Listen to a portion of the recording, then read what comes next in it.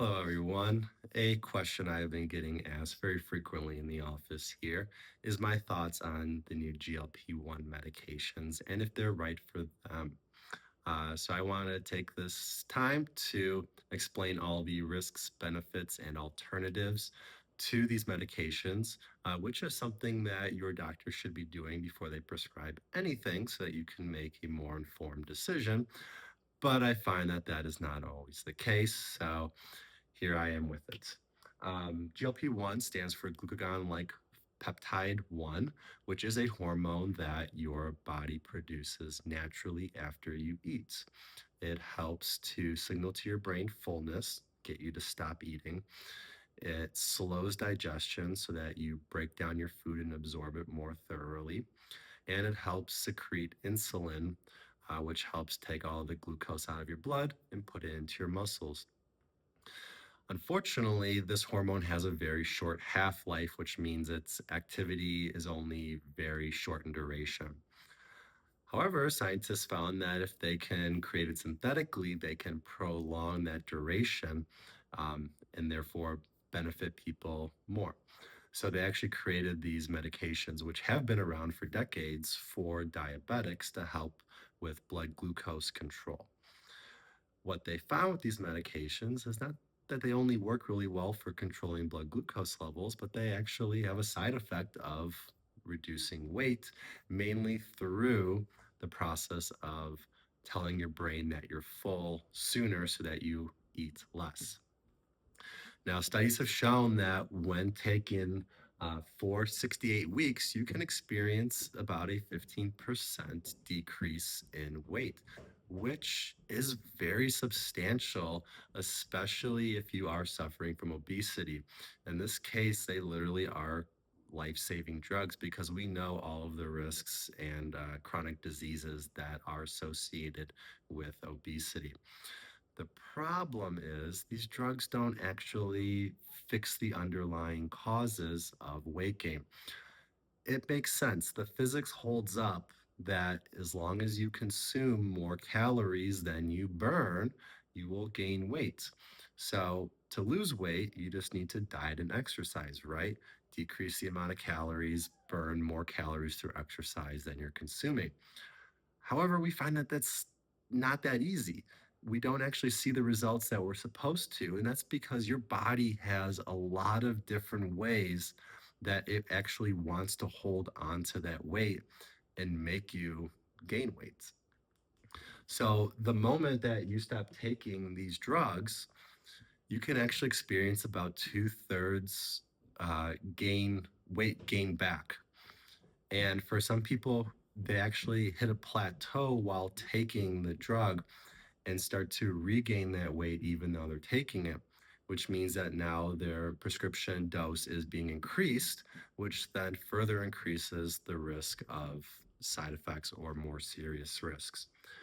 Most people are familiar with the common side effects associated with GLP-1 medications.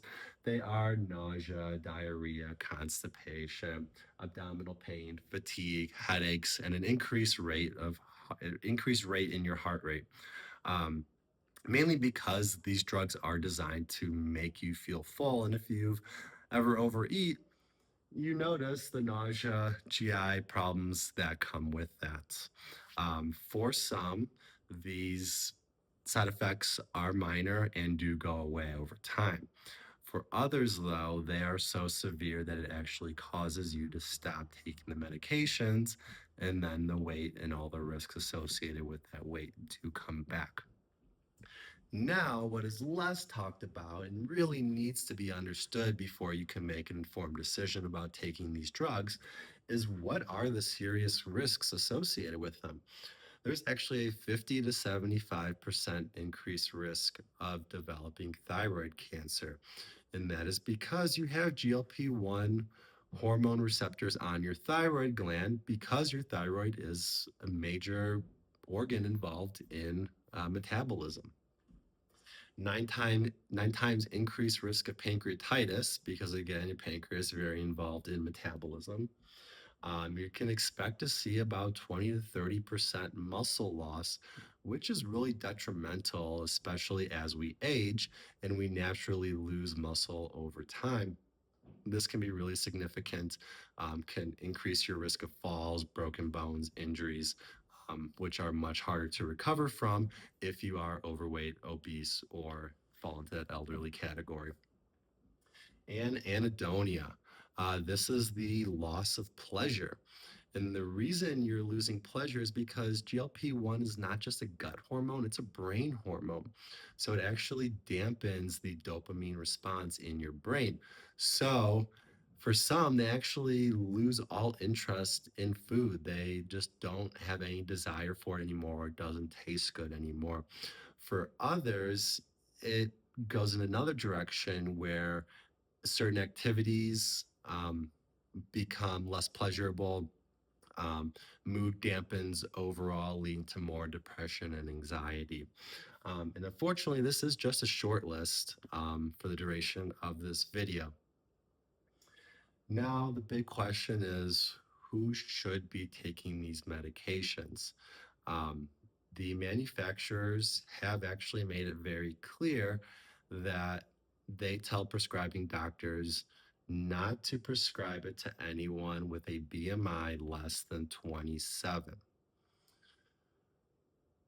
We're running into a problem here where people who are gaining a little bit of weight or struggling to lose weight want to take this medication.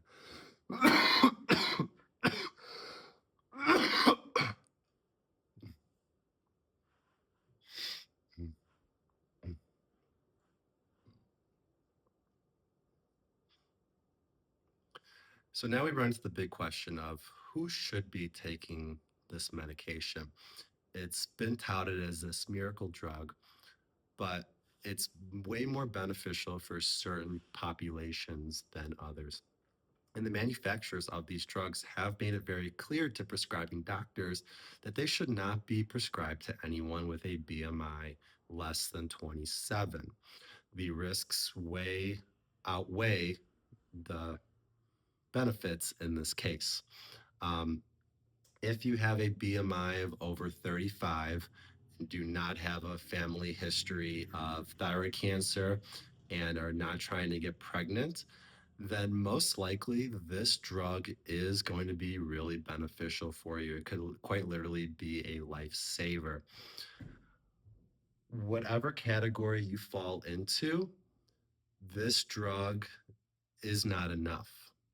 We still have to address all of the underlying causes that are associated with your weight gain. Weight gain is not cut and dry, it is very individualistic, which is why we haven't seen successful weight loss drugs in the past, and why even these much more successful ones, you still see that rebound weight gain once you're done taking it. And most people don't want to be taking a drug for life. Um, so this was already a lot to cover, and there actually is a lot more to cover. This is a very dense, complicated topic. Therefore, I have created a GLP-1 handbook for you to download, which you can see in the link right below this video.